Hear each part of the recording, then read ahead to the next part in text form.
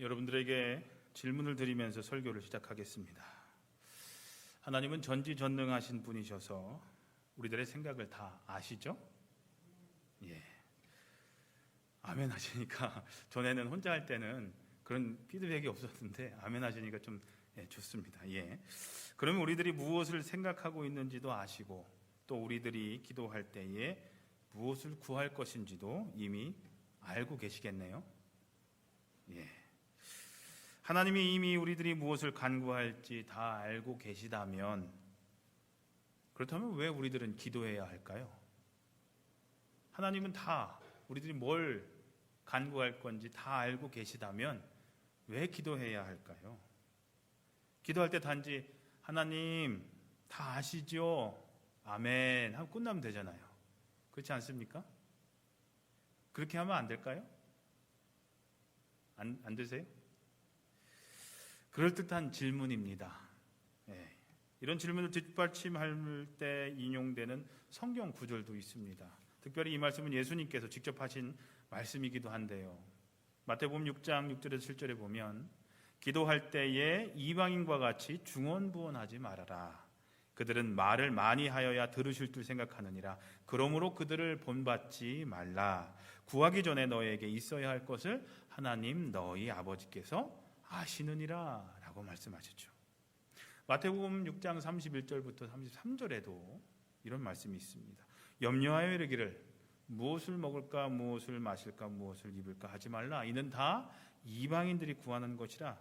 너희 하늘 아버지께서 이 모든 것이 너희에게 있어야 할 줄을 아시느니라. 그런즉 너희는 먼저 그의 나라와 그의 의를 구하라. 그리하면 이 모든 것을 너희에게 주실 것이다 라고 말씀하고 있습니다. 이 말씀들만 앞뒤 문맥 보지 않고 이 말씀들만 딱 떼서 읽다 보면 구체적으로 우리가 더 디테일하게 더 자세하게 기도할 필요가 없다는 생각도 하게 됩니다. 왜요? 하나님은 이미 다 알고 계시니까요. 그런데요 우리는 예수님께서 하신 이 말씀을 전체 문맥 안에서 다 살펴봐야 합니다. 그 뜻을 살펴봐야 되는데 따로 한 구절만 따로 떼서 봐도 안 되고 전체적으로 이 말씀이 왜 나오게 된 말씀인지를 봐야 됩니다. 첫 번째 말씀은 기도할 때에 중언부언하지 말라는 말씀 속에서 이 말씀을 하신 거예요. 중언부언이 뭐예요? 똑같은 말을 간절한 마음 없이 기계적으로 계속 반복하는 것을 중언부언이라고 얘기를 해요. 그냥 입술에서 나오는 거 있죠. 머릿속으로 뭘 생각해서 간구하는 것이 아니라 그냥 똑같은 말 계속 그냥 아무 의미 없이 반복하는 걸 중언부언이라고 하는데, 기도할 때에 중언부언하지 않아도 되는 이유를 설명하시면서 하신 말씀이에요. 첫 번째 말씀은요. 두 번째 말씀하실 때는 항상 기도할 때에 단순히 먹는 거, 마실 거, 입을 거 그런 거 걱정하면서 그런 것들만을 구하지 말라는 그런 가르침 속에서 하신 말씀이에요. 하나님은 이미 우리들에게 기본적으로 필요한 것이 무엇인지를 이미 알고 계시다는 거예요. 그러니까 뭘 먹어야 될지, 뭘 입혀야 될지, 뭘 마시게 할지를 이미 하나님은 알고 계시다라는 거예요. 그러니까 우리들이 기도할 때에 그것들보다 먼저 하나님의 나라와 하나님의 의를 구하는 것이 더 마땅하다는 것을 가르쳐 주시기 위해서 이렇게 말씀하신 것이지 아예 구하지 말라고 하신 말씀이 아니에요. 더 중요한 것이 무엇인지 우선순위에 대해서 말씀을 하시면서 하신 말씀이라는 거죠. 그러므로 예수님의 이 말씀을 하나님께서는 이미 우리들이 생각을 다 알고 계시니 우리들이 구체적으로 기도할 필요가 없다라는 식으로 해석해서는 안 된다라는 것입니다. 오히려 성경은 우리들에게 하나님께 더 구체적으로 더 간절하게 기도해야 한다는 것을 말씀하고 있기 때문입니다. 오늘 우리가 에스겔서에 있는 말씀을 함께 읽었는데요. 에스겔은 남왕국 유다가 멸망하고 나서 이스라엘 백성들이 바벨론의 포로로 잡혀갈 때에 함께 이 바벨론으로 끌려갔던 사람이었습니다. 에스겔서 1장 1절 이렇게 시작해요. 때는 제30년 넷째 달 5일이었다. 그때에 내가 포로로 잡혀온 사람들과 함께 그발 강가에 있었다로부터 시작이 됩니다. 이스라엘 백성들은 전에도 한번 말씀드렸죠. 성전에서 하나님의 복과 은혜의 샘이 흘러 넘친다라고 믿었기 때문에 성전을 그들의 삶의 중심으로 삼았었습니다.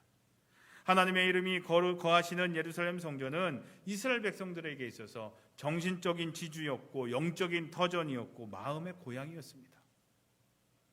그런데 이제 이 예루살렘 성전은 폐허로 변하게 됩니다.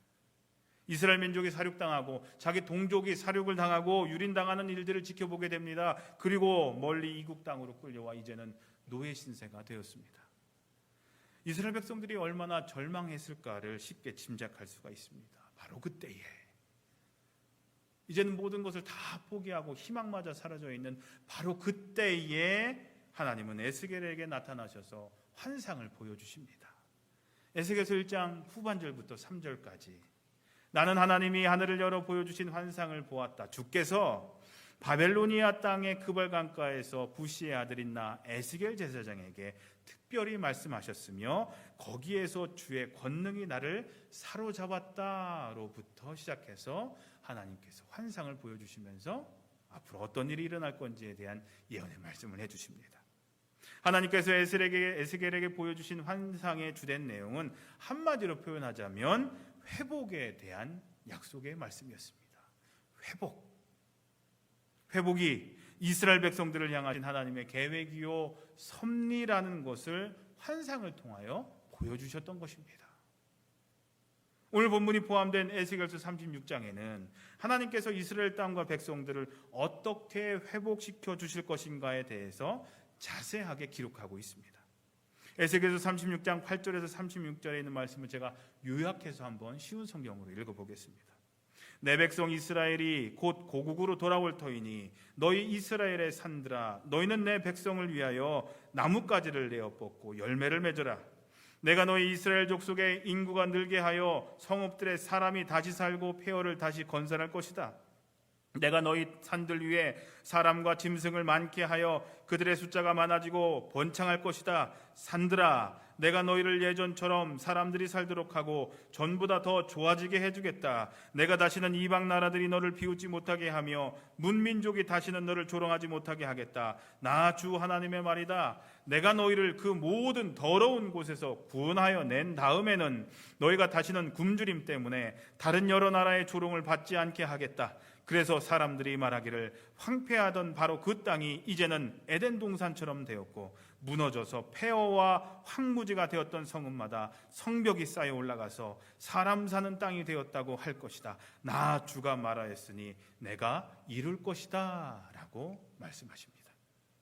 이러한 하나님의 약속의 말씀이 이스라엘 백성들에게 전해졌을 때 그들의 마음이 얼마나 벅차고 희망에 부풀어 있을까를 한번 상상해 보시길 바랍니다. 이역만리 땅에 노예로 끌려와서 고초를 당하고 있을 때 이 환상의 말씀, 이 예언의 말씀이 얼마나 이들에게 힘이 되었을까요? 근데 동시에 그들은 이런 생각도 했을 것입니다. 그렇게 되기만 하면 얼마나 좋을까? 그러나 어떻게 그런 일들이 이런 비참한 상황 가운데서 일어날 수 있을까?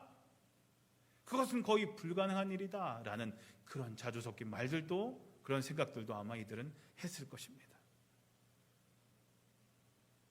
하나님은 이스라엘 백성들이 그러한 생각을 하시고 바로 이어서 에스겔서 37장 1절에서 10절에 좀 더 극적으로 그들을 향하신 하나님의 계획을 선포해 주십니다.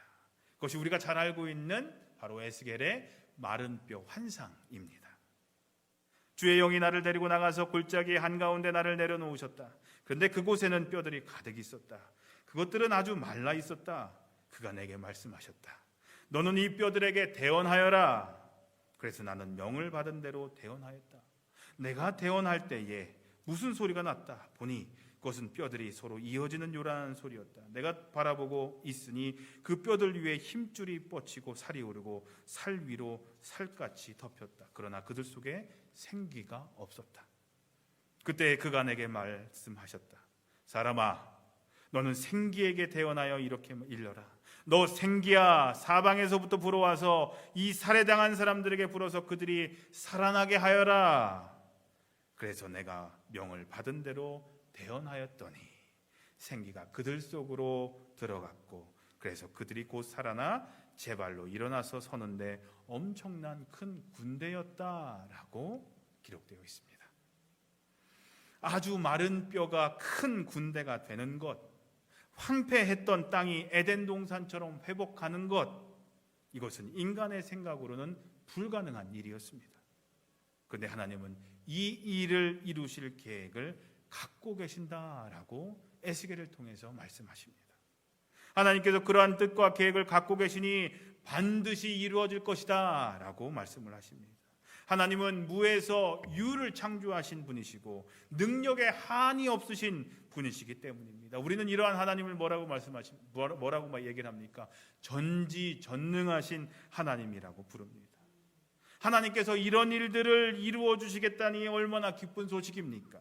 마른 뼈와 같은 절망적인 상황에 있었던 백성들은 다시 큰 군대가 될 소망을 가졌던 것입니다. 황폐했던 땅이 에덴 동산처럼 회복되는 소망을 가졌을 것입니다. 그런데 하나님은 백성들에게 이 약속을 하시면서 그들에게 요구하신 것이 한 가지가 있었습니다. 그것은 바로 기도였습니다. 기도하라. 오늘 우리가 함께 읽은 본문 말씀이 이스라엘 백성들에게 기도를 요구하시는 하나님의 명령입니다. 나 주 여호와가 말하노라. 그래도, 왜 그래도라고 했을까요? 바로 이스라엘을 회복시켜주는 것이 나의 뜻이고 섭리이기는 하지만 그래도 이스라엘 족속이 이와 같이 자기들에게 이루어주기를 내게 구하여야 할지라 라고 말씀하고 계십니다. 너희를 향하신 나의 뜻은 선하고 내가 너희를 회복시켜 주겠다는 것이 나의 뜻이고 섭리이기는 하지만 그래도 너희는 나에게 간절히 구하여야 한다라는 것이 오늘 에스겔에게 말씀하셨던, 에스겔을 통해 말씀하셨던 주님의 우리를 향하신 말씀이셨습니다. 기도해라, 간구해라. 사랑하는 성도님들, 에스겔서의 이 말씀은 우리 모두에게 큰 도전을 줍니다. 우리들에게 큰 도전을 주는 이유는 우리들을 향하여 갖고 계신 하나님의 선하신 뜻이 우리들의 삶에 구체적으로 일어나게 하려면 우리들이 하나님께 전심을 다하여 간구해야 한다는 것을, 기도해야 한다는 것을 성경이 우리들에게 가르쳐주고 있기 때문입니다. 너희들 향한 내 뜻은 선하다. 내가 이것을 해결해 줄 것이다.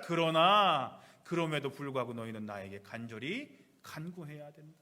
기도해야 된다. 황폐했던 땅이 에덴 동산처럼 회복되고 완전히 말라버려서 골짜기에 버려졌던 뼈들이 큰 일을 감당하는 군대를 이루게 된다는 것은 기적 중에 기적이었습니다. 우리가 이것을 기적이라고 부르는 이유는 우리의 힘으로는 도저히 이룰 수 없는 것들이기 때문입니다. 그런데 우리는 우리들의 삶에 이런 기적들이 필요할 때가 많이 있음을 경험하게 됩니다. 살다 보면 우리 삶이 에덴 동산을 잃어버리고 황폐되어 있음을 느낄 때가 참 많습니다.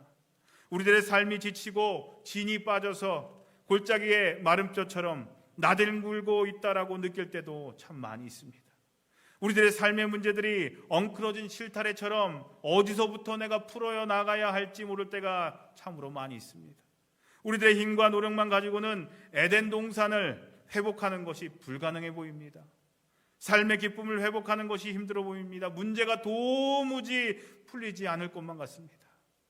그래서 우리는 우리들의 삶에 기적이 일어나기를 소망합니다. 특별히 코로나19 감염증으로 인해서 어려움과 불편함을 우리가 5개월 이상 경험하면서 또 앞으로 또 그렇게 몇 개월을, 수개월을 또 그렇게 불편함을 감수해야 되면서 에덴 동산과 같이 안정되고 평안했던 삶이 황폐화된 분들이 있습니다. 황폐화됨을 경험하는 분들이 있습니다. 경제적으로, 육체적으로, 심적으로, 정신적으로 이제는 지쳐가고 진이 다 빠져서 더 이상 움직일 수조차 없는 마른 뼈 같은 상황에 처한 분들도 있습니다. 이 총체적인 난국을 어디서부터 어떻게 다시 풀어나가야 할지 몰라서 답답해하고 희망이 보이지 않는 분들도 있습니다. 이제 겨우 자리 잡은 이민 생활이고 어떻게 내가 지금까지 일궈낸 비즈니스였는데 하면서 다시 예전으로 못 돌아갈 것만 같아서 절망만이 앞서시는 분들도 참으로 많습니다. 그래서 우리는 우리 삶 가운데 기적이 일어나기를 소망합니다. 그런데 기적이 무엇입니까? 무엇이 기적입니까? 기적은요, 하나님께서 우리들의 삶에 개입하셔서 불가능했던 것들이 가능으로 바뀌는 것을 기적이라고 얘기를 합니다.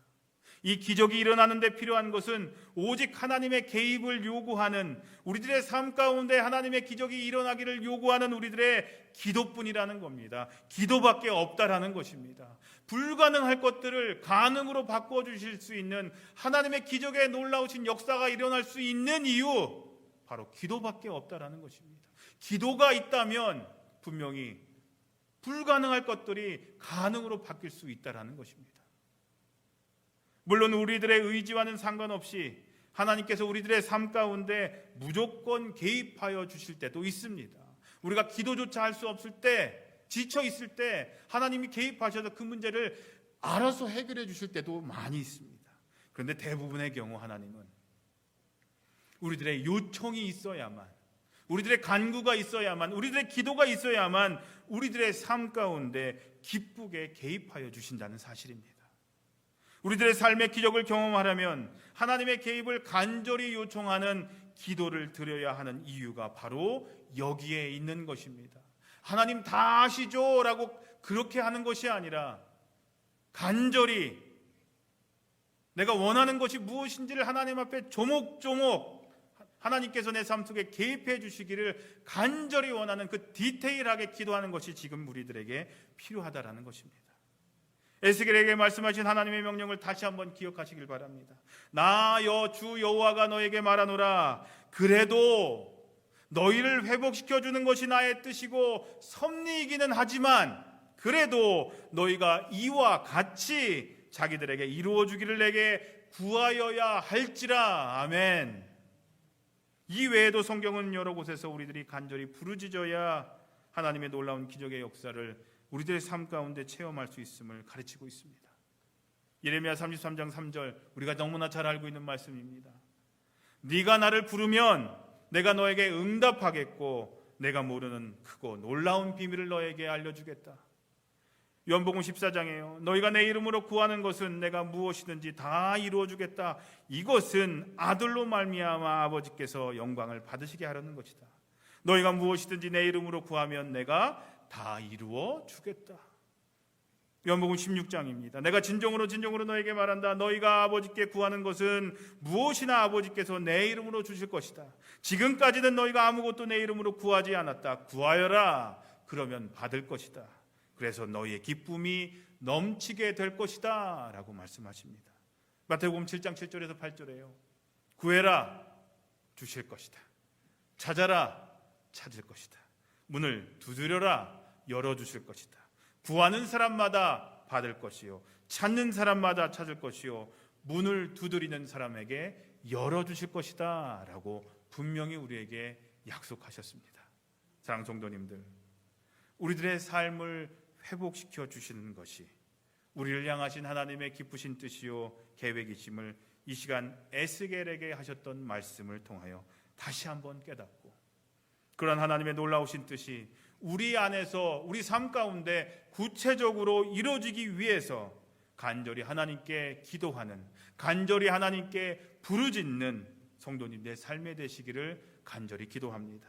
그래서 기도를 통해서 하나님의 놀라운 기적의 역사를 날마다 그리고 순간마다 우리 삶 가운데 체험하며 살아가시는 복된 성도님들이 되시기를 주님의 이름으로 간절히 기도합니다. 아멘. 기도하겠습니다.